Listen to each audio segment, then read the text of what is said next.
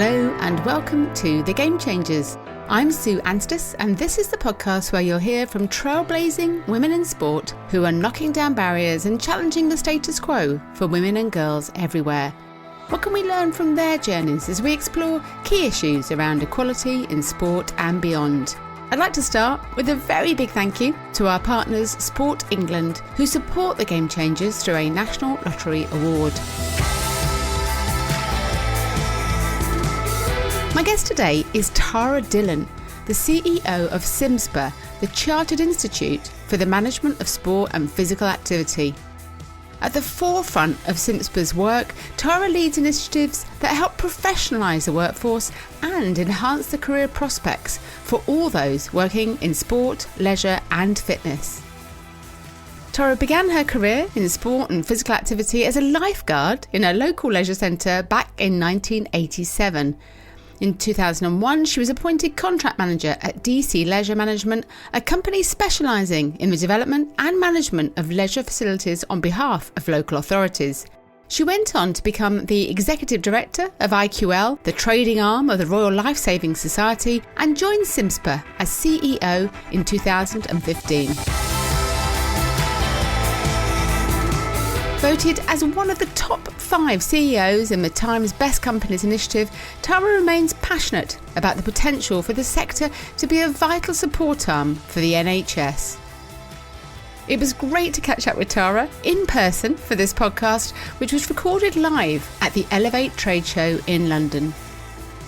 I started by asking Tara to share more about her young life. Where did she grow up and how does sport play a part in family life?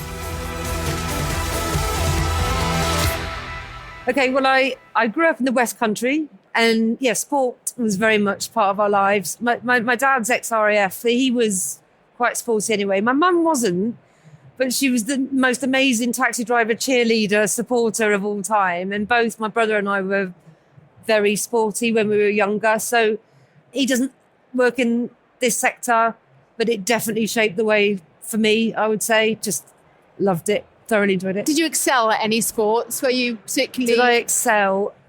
I played at county level, netball, athletics, hockey and swimming. Okay.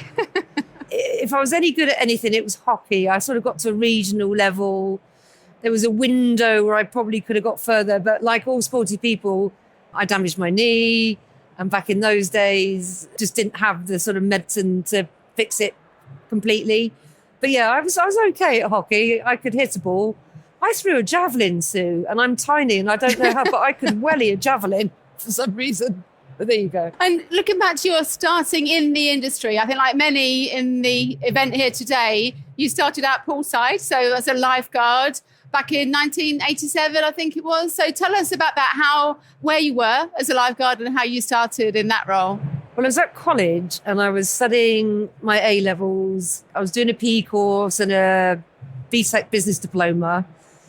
But I had a 1967 Volkswagen Beetle that did about 4 to the gallon. And so I needed a job. And on this course, I was able to do what was called a bronze medallion, but it's a lifeguard qualification. So I got a part-time job outside of my studies at the iconic Oasis Leisure Centre in Swindon. Oh, yeah, yes. It's not there anymore. So you know the band Oasis? One of their first gigs was at that leisure centre back in the day, and that's why they're called Oasis. And it was an extraordinary building. I absolutely loved it. And very quickly, they were quite a trailblazer, invested in me a little bit, and I was part-time. So within a year, I had a swimming teacher's qualification, a Group X qualification, a fitness instructor's qualification. So, I got a little bit hooked, really, and then sort of blew my education. So I then stuck it out. Because back in those days, most of the audience are way too young to remember this. But on a Friday, at the end of the week, you had a little brown envelope with cash in it. And somebody had with handwritten tax deductions. And, a 17, 18-year-old... With cash. With cash. And the variety, I was completely hooked from day one in this sector. And then you didn't go to university, you made that decision. So clearly, look at you today, it hasn't impacted your career, but at the time, did you have doubts? Why did you make that decision not to follow your friends were going to university, etc.? Yeah, honestly, it terrified me. At the time, I was thinking, what have I done? But actually, that was the sort of spark of ambition for me. I was so desperate to make sure that I had a job that my friends would enter into when they graduated, not to be outdone by anybody. So very quickly, I was a supervisor and a duty manager within about the next couple of years. So, and that sort of cancelled out my ridiculous educational mistake to not go to uni. Apart from anything else, Loughborough turned me down, so I was ever so upset. And I know you all are Loughborough alumni. So, if I couldn't go to Loughborough, I didn't want to go. I was a little bit, I was incandescent actually when they refused me. But yeah, so I don't think, I don't regret it. You know, I've worked very, very hard in my career. And I think if you let things hang over and, you know, you need to brush off problems and, you know, just keep solving. And you went on to then be a contract manager with DC Leisure, so 2001, I think that was by the time you were there. So tell us a bit about that role. And I guess the position of local authority leisure and leisure management at that time, which is like 25 odd years ago. Yeah, local authority was very, very different 25 years ago. Yeah, becoming a contract manager for DC, that was, I would say, a pivotal moment in my career, and all of the foundations for what I do today were set there. So local authority was great fun. You know, managing leisure centres for local authority had one line and it was called expenditure. And you didn't need to worry about income or anything like that. It was fantastic. You could just spend a lot of money for local authority driving up sport and physical activity. You become a contract manager for an organisation like that, and you were on the steepest learning curve of all time. So I had 8 sites. Each one of them every month had a detailed profit and loss set of accounts with a general ledger that I had to pore over every month, write a report per site. DC stands for a guy called Dave Cross. Dave would say, here's your contract, here's your bottom line, see you in a year. Wow. And woe betide you if you didn't hit the bottom line. So I became very commercial very quickly. But also in that role, and this will become relevant to CIMSPA in a minute, you have to be an expert in HR. You have to be an expert in marketing. You have to be an expert in psychology. You have to be an expert in health and safety, law, all of these aspects to becoming a leader. You have to learn super quick and you have to be resourceful. You can't just wing it and hope. You have to go and make sure that you invest in yourself and learn, because those mistakes in that position were very, very noticeable. But yeah, it's a very different world now. I mean, local authority, I think, it still struggles today, honestly, Sue, because it's so under-resourced. But the facilities had a very healthy injection of cash and investment. So yeah, it became fun. And I do hear a rumour that you still love a plant room if you're ever doing a facility tour. Love a plant room. I don't know what's wrong with me. I just love a whiff of chlorine. And if I go to a leisure centre for a tour, I am really interested in the kit and the facilities and the things that have been put on. But I always ask, can I have a quick look at your plant room? And I don't know why. I love that. And obviously it was a time of growth of the fitness sector, the private sector. That was where I guess more of my work was at the time, the likes of Fitness First, David Lloyd's, LA Fitnesses, Sports, etc. And when I look back now, I do think that so many of those were built by male entrepreneurs that came in, that created those centres. And we saw women, but women working more maybe exercise to music on the kind of front facing of those facilities. Was that similar, would you say? You mentioned Dave Cross in terms of DC, but was that similar in that contract management world, that it was very male at the top end? 100%. And for years. So when I was at DC Leisure, there were about 2,000 employees. We probably had about 100 contracts. I was managing one. I was the only female contract manager. And that's middle management. And I was the most senior female in that organisation for years, bar one, Sandra, the FD, who thankfully became CEO. But that was for years and years. I was the only female in a senior position, a middle management position for a long, long time. And did you ever think about moving across to the private sector? Was it something exciting? It was growing. There's lots of investment. Was that an area that ever tempted you? I mean, private as in the private operators. No, because the difference, the jump from local authority to management contractor was such a commercial shift that it was in essence working for a private contractor. So no, I wasn't particularly tempted. You know, the onset of those brands in our sector, they didn't affect what I was doing in local authority provision because, you know, it appealed to a different client and consumer set. You know, it was designed around people who could afford that sort of exclusivity, and local authority remained very true to its roots. What it did do, of course, is it raised the profile of sport and physical activity. So there were some real positives around it. But in terms of would it have made a difference, I don't think so, really. And moving on to when you and I probably first met and had more kind of time and connection together is when you became executive director of the IQL, so the trading body for the RLSS, as executive director, say there. It was a really prestigious appointment at the time. So how did you feel moving from the role that you'd had at DC or within local authority and leisure management to a position there? Yeah, I mean, on paper, it looks like a huge leap. It looks like moving from contract management to executive director, you're managing a company.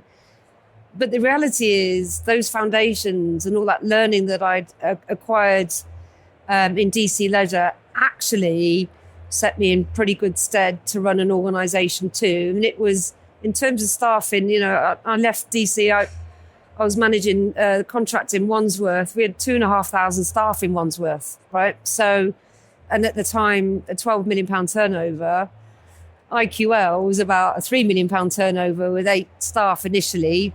But it was a nice, comfortable place to start spreading my wings a little bit because I was in a big corporation, culture was set, the way we do things and the dynamic of the organisation was already established, whereas that was the leap for me, becoming an exec director. I could start experimenting, spreading my wings and sort of putting my stamp on how I'd like the culture to be. And I loved every minute of it. And looking back, I didn't realise you were there for 7 years, actually. But what if you had to kind of celebrate some of the things that you achieved there, as you look back now, what might they be from your time at IQL? Culture. So I'm sure we'll come on to talk about culture a lot, but I don't know about you guys in the audience, and I know you very well, Sue, but nobody really likes being told what to do they? We're all okay with being asked what to do. And as adults, you became a mum, right? Was there a book that you read that says how to become a mum of 3 children? And you and I take responsibility for paying our bills and booking holidays and buying the shopping and all of those things we do because we're grown-ups. But there wasn't a book or a compendium of how to be a grown-up. And then what we do is we take that grown-up, we put them in the workplace and we treat them like children. So if you want to book annual leave, you're going to have to fill out a form and then you've got to pass that on to somebody who's far more important than you, not ever. And they get to decide whether or not, I mean, I don't understand why we do that to people.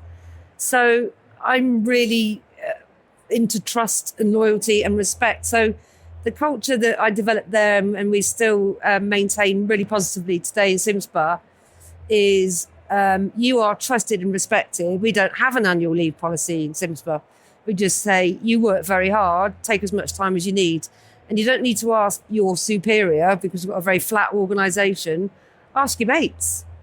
So whoever you're working with in the team, Sue, I'm thinking about Friday, taking Friday off. Is that all right with you? Yeah, no problem at all. Or actually, no.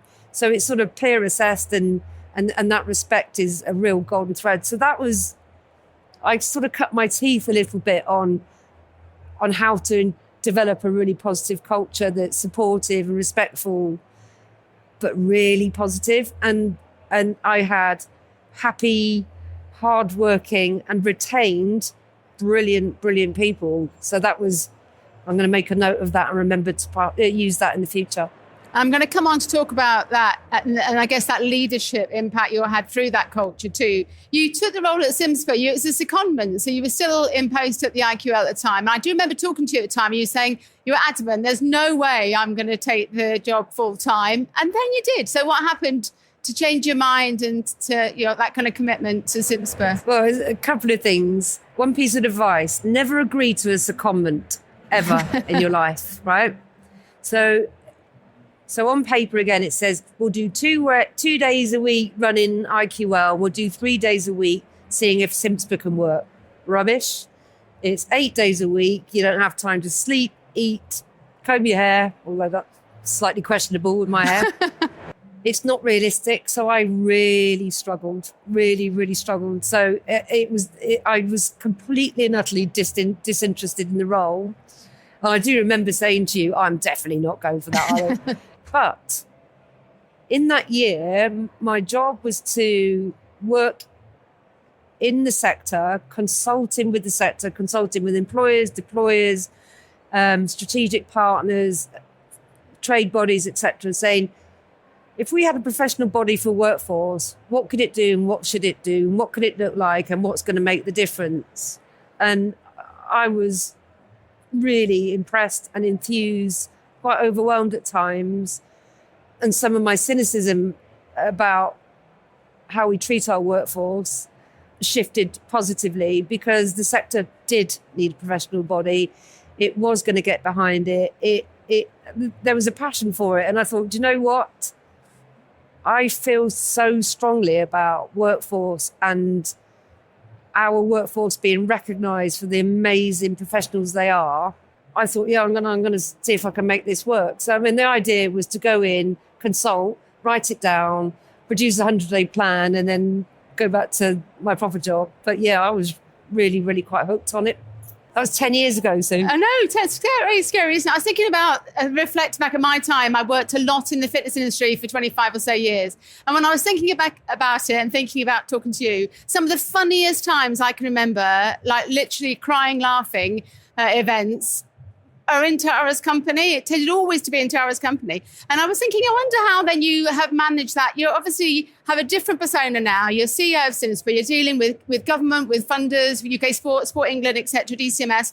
It's a grown-up, serious position, isn't it? So how do you balance that being a funny, some might say, irreverent type person with that role of being, seen as responsible and grown up? If you can answer that, which is the real Tara? Well, I'm not any fun anymore.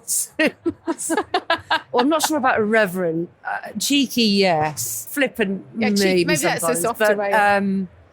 Yeah, I mean, you and I used to have belly laughs at events, and it's not appropriate on this amazing podcast to tell you any stories, but I am open to bribes if anybody would like to know a couple of stories on Sue Anstice later.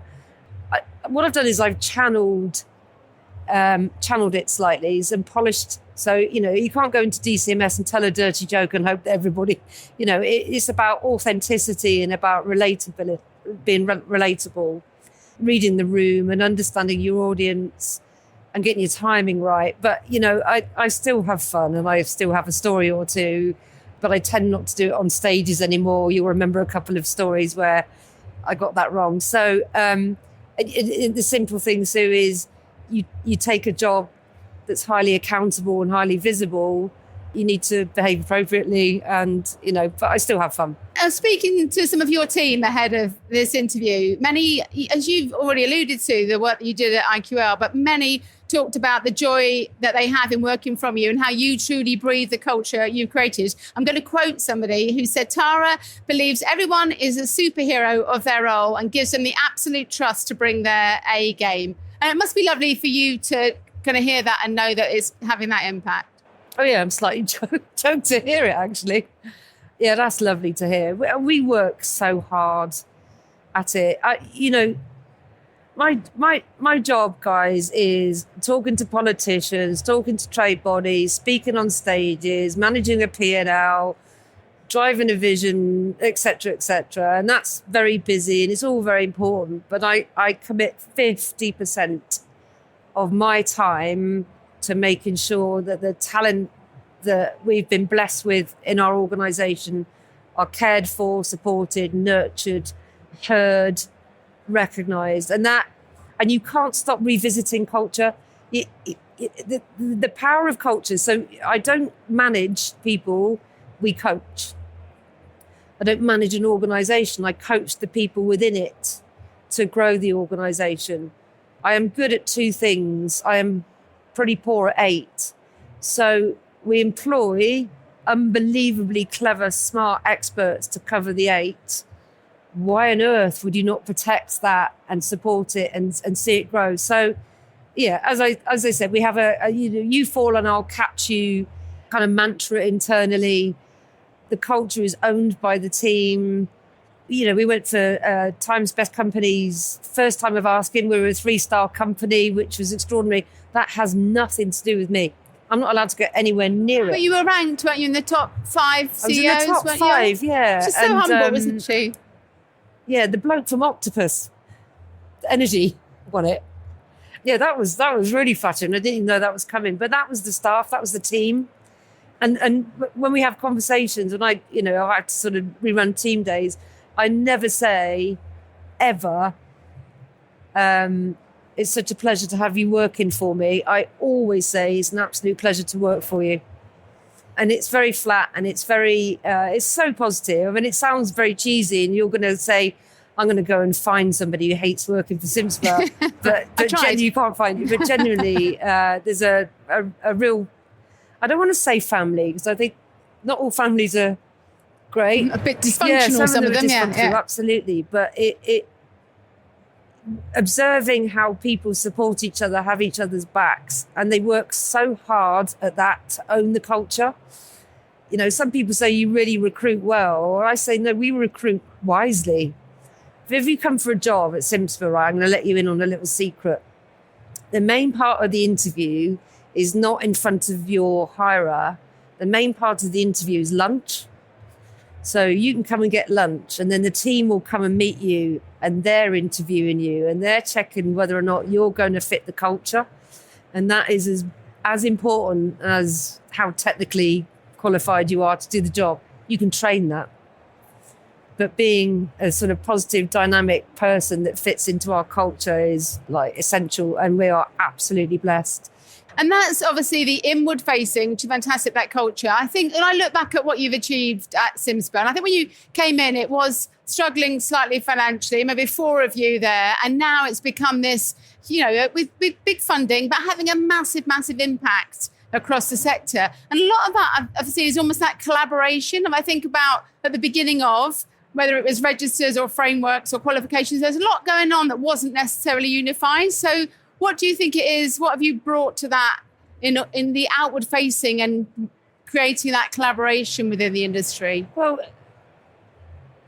there's a few things, Sue. First of all, we're funded by the public purse, right? So I think we have a responsibility to use that money to make sure it has the impact on the sector it's servicing. So to adopt an ivory tower approach down would seem ridiculous and irresponsible. So you will have heard it on lots of our webinars. We lead by listening. And we really mean that. That's a genuine mantra within the organisation and externally. And I cannot for the life of me understand why organisations start to decide what the sector needs. You must hear. Lots of people listen, but they don't hear. What is going to be the difference? How can we support you? Where is the biggest impact? You can't please all the people all the time. I understand that, but you can try. And, in receipt of a fairly hefty amount of the public purse, I feel really quite strongly that you need to be able to prove that spend was appropriate and made a difference. The other thing, Sue, honestly, is, I've been in the sector for 38 years. It really helps having walked a mile in their shoes, from poolside to plant room to marketing to sales to contract management to run IQL before this, which was a national organisation. We know each other.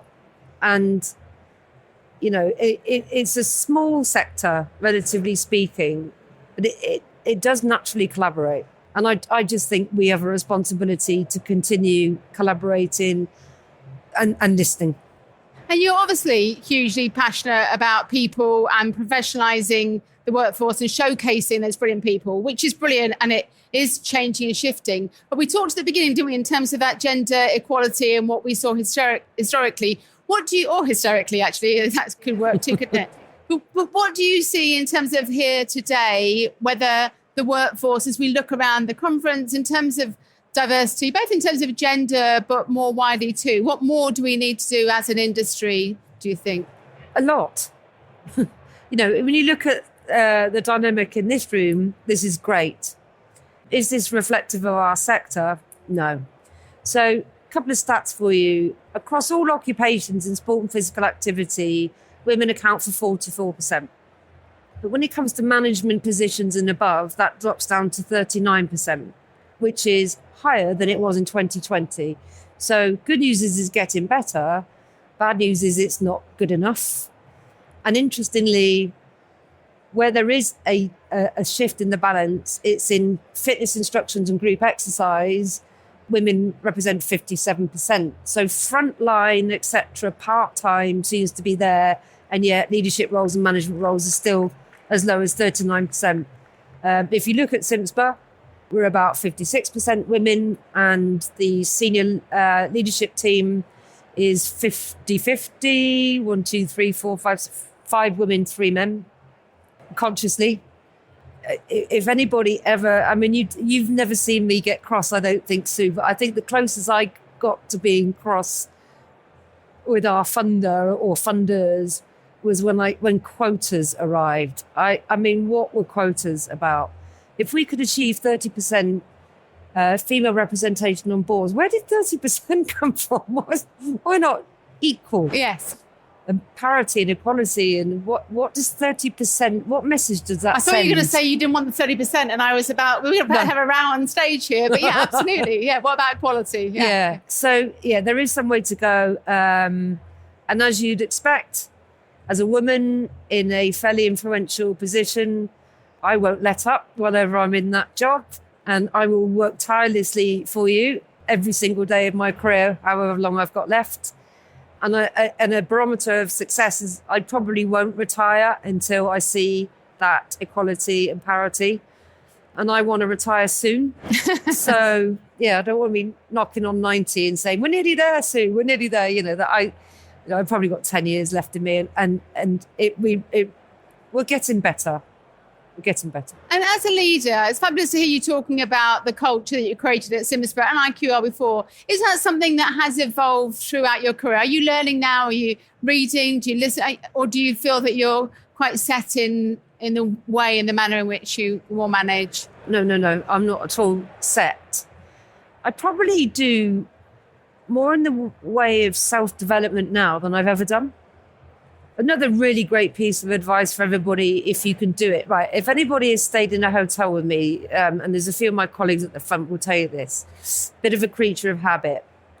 This isn't a rider, but I really need a bath, right? I need a room with a bath. And the reason why I want a room with a bath is around 9 o'clock. I finish work about 8, 9 o'clock most nights. And then I get in the bath and I turn the lights off. Look, don't panic that I'm losing the plot. I'm not. And I have a little chat with myself. I do a self-reflection piece every single night without fail, working week, not Saturdays. And I think about conversations, interactions, challenges of that day. And I have a little chat with myself. How could I have done that better? What have I learned? How did that feel for the other person or the other organisation? You don't have to spend hours doing it. It's only 5-10 minutes. Sometimes I have a little fight with somebody. I can't believe you said that, But that self-reflection piece is probably the best form of learning, if you could be honest with yourself, that you'll ever do. Because we know right? We know us. We understand our strengths and our weaknesses. And by the way, Sue, we're confining the words imposter syndrome to the bin. But honestly, we all suffer with it. Another piece of advice, if you ever meet somebody who says they haven't got imposter syndrome, run. They're probably not that well. So I don't believe it. And I think to have a sense of it, but to turn the dial in terms of your own self-reflection and learning, that's got to be that's only you. Only you have that gift, and only you know you, and only you can criticize you properly for the better. So constantly learning. And I think the more exposure this job has and the profile that CIMSPA has, I owe the sector a duty to make sure that I don't stand still and I'm not set in my ways. That's good. I guess bringing it back a bit to the industry that we're in and the event we're at today, I think it's probably fair to say the public now knows that exercise is good for them, and yet the sector, the kind of fitness, leisure sector, etc., only really still reaches maybe 10, 14, 15%, which I think it feels like it's pretty much the same as it was even 20 years ago. It doesn't really feel like it's shifted. So why do you think that is? And what can we do? What can you do with it? CIMSPA, what opportunities are there to change that? Well, this is going to be seen as slightly controversial. I don't believe the 14%. I think we habitually measure the system that we know, and we're not measuring the system that we don't know. CIMSPA does, by the way, and we're knocking on DCMS's door to say this is the real data. 94% of our sector is SME. Many of them are in startup or scale up. So they're not registered anywhere, so they don't get measured. They're not in the system. And those startups and scale ups and one person bands and CICs and community organisations don't feature on the data, but their reach is incredible. And we work with a huge amount of them. So actually, I think it's better than 14%. What do you think it is? I don't want a precise number, but is it double that, or is it? I would at least double. So we'll give you an example. Some of the stuff we do in our place-based work, if you go to certain data sets, I'm not going to call any out. So we went to Leicestershire, and a data set suggests that there are around about 57 organisations working in sport and physical activity. And what we found is 10 times that amount. It was just shy of 500. One person or a voluntary group or a CIC. And that's where the magic's happening. So then, when you look at the lack of diversity in our sector, I think that can be improved just by measuring better. We've got such a long way to go. And my pledge to everybody here on the gender thing is ethnicity too. I absolutely will not rest until we get that right. So I actually think it's more powerful. I think the 14% bit is a problem, has been a problem, but I spoke earlier at this event about the change.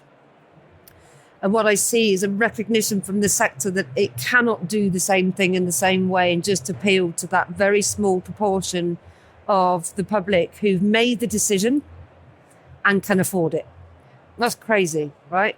So being a health partner and all the stuff we've talked about for years is now gathering momentum.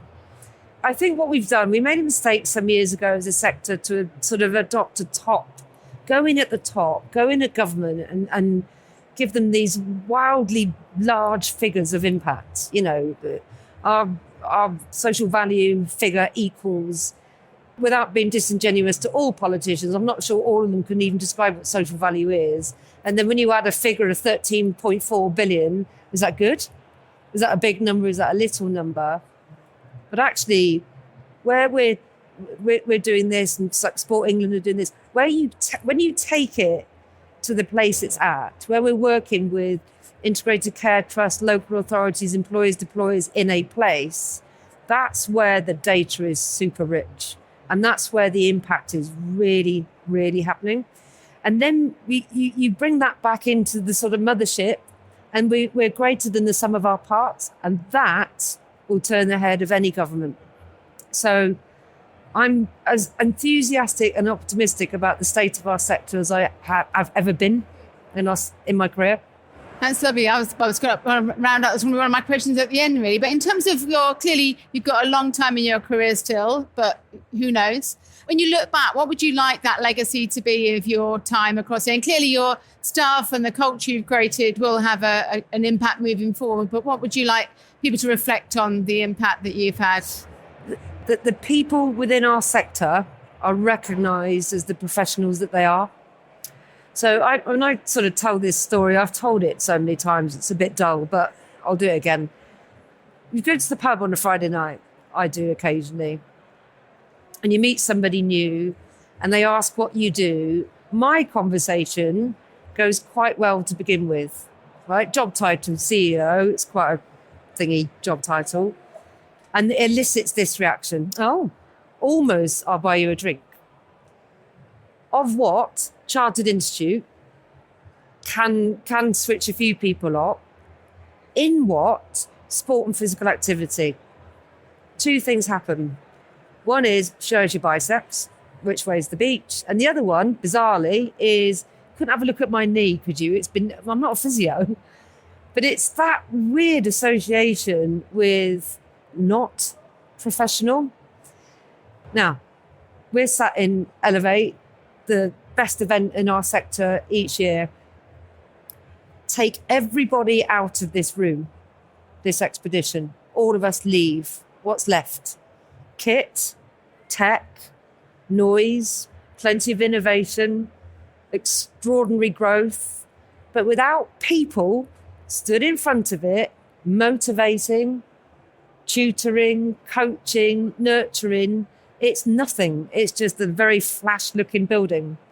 So my legacy is I want somebody's reaction to, what do you do? I'm a Group X instructor. Oh, I know how qualified you are technically. I know that you are more than that. I know that you're a good organizer, a good planner. You understand injuries. You understand people. You're empathy. You look out for... Unbelievable. Coaching's the same. PT's the same. I work in finance in this sector. I work in marketing in this sector. I want to see everybody going, that's impressive. That's a sector I'd like to work in. Just understood. Fabulous. Thank you so much for talking to me. It wasn't that bad, was it? No. I was terrified. She has Olympians and stuff like that, and I'm not Olympian. Hands together, Tara. Thank you. Thank you.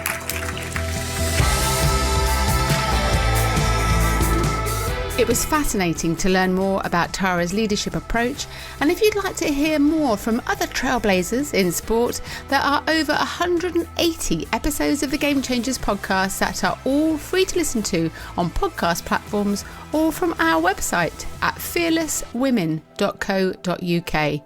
My guests include elite athletes, coaches, entrepreneurs, broadcasters, scientists, journalists and CEOs, all women who are changing the game in sport.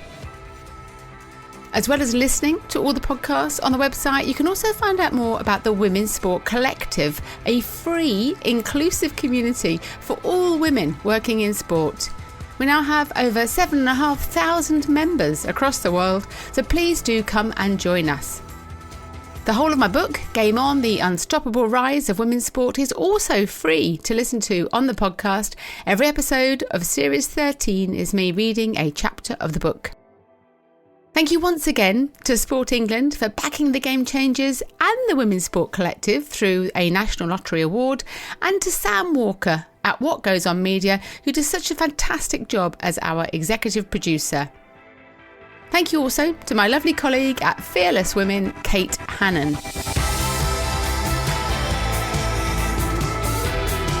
You can find the Game Changers on all podcast platforms, so do follow us now so you don't miss out on future episodes. Come and say hello on social media, where you'll find me at Sue Anstis. The Game Changers. Fearless Women in Sport.